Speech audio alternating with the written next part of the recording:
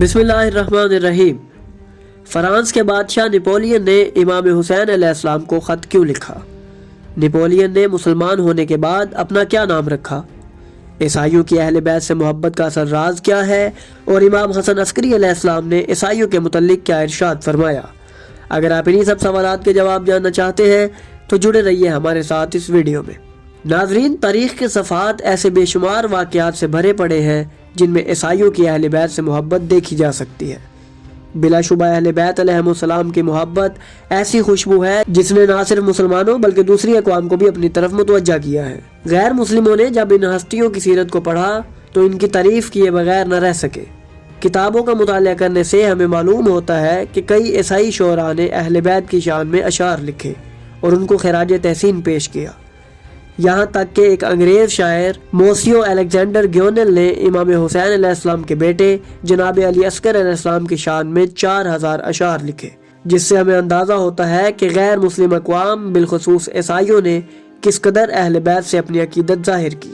اس کے علاوہ تاریخ کا خون آلودہ باب یعنی کربلا عیسائیوں کی اہل بیت سے محبت کا گواہ ہے، جہاں وہاب کلبی جیسے عظیم جانثار نے امام حسین علیہ السلام کے قدموں میں شہادت نوش کی۔ اور شام کے بازاروں میں بھی جہاں اہل بیت علیہ السلام کی بے حرمتی کی گئی، تاریخ نے دیکھا کہ کئی عیسائی راہبوں نے اہل بیت کی مستورات کو پانی، کھجوریں اور چادریں پیش کی۔ اور تاریخ ہمیں بازار شام میں شہید ہونے والے ایک عیسائی کی بھی خبر دیتی ہے جس نے اہل بیت کی عزت کا دفاع کرتے ہوئے اپنی جان دے دی۔ ناظرین، انہی حقائق کو سامنے رکھتے ہوئے ہمیں امام حسن عسکری علیہ السلام کا ایک فرمان ملتا ہے جس میں آپ نے فرمایا، حمد ہے اس اللہ کے لیے جس نے مسلمانوں سے زیادہ عیسائیوں کو ہمارے حق کی معرفت عطا کی۔ اہل بیت سے محبت و مودت صرف مسلمان ہی نہیں رکھتے بلکہ کئی دوسرے غیر مسلم افراد بھی ان ہستیوں کی شان بیان کرتے ہیں، اور کئی لکھنے والوں نے اپنی تحریروں کو ان کے ذکر سے مزین کیا۔ ناظرین، تاریخ اسلام میں ہمیں نجاشی کا کردار بھی ملتا ہے جس نے رسول اکرم صلی اللہ علیہ وآلہ وسلم کے بھیجے گئے وفد کی عزت کی اور قرآن کی تلاوت سن کر اس کلام کی تصدیق کی۔ حضرت جعفر ابن ابی طالب علیہ السلام کی قیادت میں آئے ہوئے وفد کا احترام کیا اور انہیں اپنے ہاں پناہ دی۔ اس طرح امام علی علیہ السلام اور دیگر ائمہ علیہ السلام کی خدمت میں بھی عیسائی حاضر ہوتے اور اپنی حاجات پیش کرتے، اور اہل بیت ان سب کو دین و دنیا کی دولت عطا فرماتے۔ قرآن مجید میں بھی سورہ مائدہ میں ارشاد ہوا ہے، تم یقیناً ان لوگوں کو سب سے زیادہ محبت رکھنے والے پاؤ گے جو کہتے ہیں کہ ہم عیسائی ہیں، اور ان میں کئی ایسے راہب اور درویش ہیں جو تکبر نہیں کرتے۔ ناظرین، اس آیت کی تفسیر ہمیں بتاتی ہے کہ جہاں کئی مقامات پر عیسائیوں نے مسلمانوں اور بالخصوص اہل بیت کا ساتھ دیا، آج ہم ایسے ہی چند حقائق آپ کی خدمت میں پیش کریں گے۔ ناظرین، آپ نے نپولین بوناپارٹ کا نام تو سنا ہوگا، جس نے کئی سال فرانس کے تخت پر حکومت کی اور اٹلی، روس اور برطانیہ کو اپنا مطیع کیا۔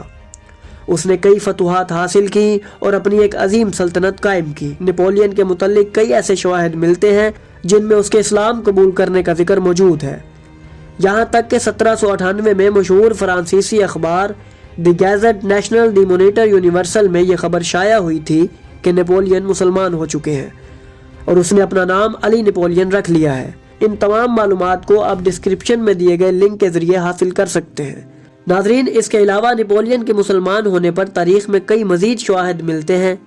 رسالہ معارف الاسلام جو لاہور سے شائع ہوتا تھا، اس میں نقل ہوا کہ فرانس کے اس جری بادشاہ نے الجزائر کے ایک عالم سید علی الحمیدی الحسینی کے دست مبارک پر اسلام قبول کیا اور ایمان لے آیا۔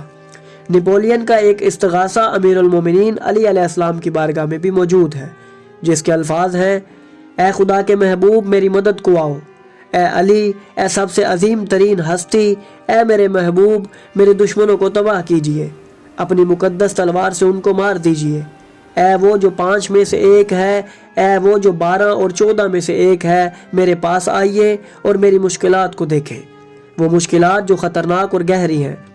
ان الفاظ پر غور کرنے سے ہمیں اس کی امیر المومنین علی علیہ السلام سے عقیدت کا اندازہ ہوتا ہے۔ ناظرین، تاریخ میں ہمیں نپولین کا ایک خط بھی ملتا ہے جس میں اس نے امام حسین علیہ السلام سے استغاثہ کیا اور دکھ بھرے الفاظ بیان کیے۔ کہا جاتا ہے کہ جب نپولین کو لیپزنگ کی جنگ میں شکست کا سامنا ہوا تو اس نے ایک جزیرے میں خود کو قید کر لیا اور روتے ہوئے نواسہ رسول امام حسین علیہ السلام کی بارگاہ میں التجا کی، جس کا اردو ترجمہ کچھ یوں ہے، آپ ہی میرے محافظ اور مددگار ہیں، آپ زمین و آسمان کے بادشاہ ہیں، میں صرف آپ کو چاہتا ہوں، اے میرے پیارے حسین، آئیے مجھے تھام لیجئے اور مجھے تنہا نہ چھوڑیے۔ آپ کے والد بڑے ہی عظیم بزرگ تھے، ان کے پاس خدا کی تلوار تھی جس نے تاریخی کام کیے۔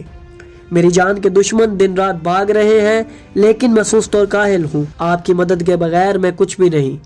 آپ واجب التعظیم کے قابل تعظیم فرزند ہیں۔ آپ سچے اور مقدس خلیفہ کے نور نظر ہیں۔ اپنے نانا کے اسم گرامی کے طفیل میری مدد کرے، میری مدد کے لیے میرا ہاتھ تھام لے۔ نپولین کی یہ فریاد ہمیں کئی تاریخی روایات میں ملتی ہے، جس سے ہمیں اس بادشاہ کی امام حسین علیہ السلام سے عقیدت و محبت کا اندازہ ہوتا ہے۔ ناظرین، اہل بیت کی محبت ہمیں کئی غیر مسلم افراد کی تحریروں میں دیکھنے کو ملتی ہے۔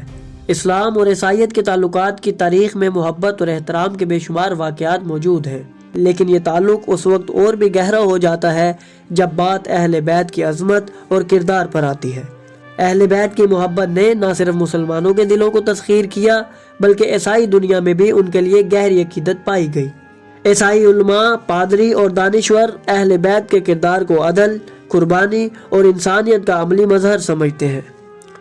نجاشی جیسے عادل حکمران ہو یا عیسائی مورخین جنہوں نے اہل بیت کی قربانیوں کو تاریخ کا نہ مٹنے والا حصہ قرار دیا، یہ سب اس بات کی گواہی دیتے ہیں کہ اہل بیت کا نور کسی ایک قوم یا مذہب تک محدود نہیں رہا۔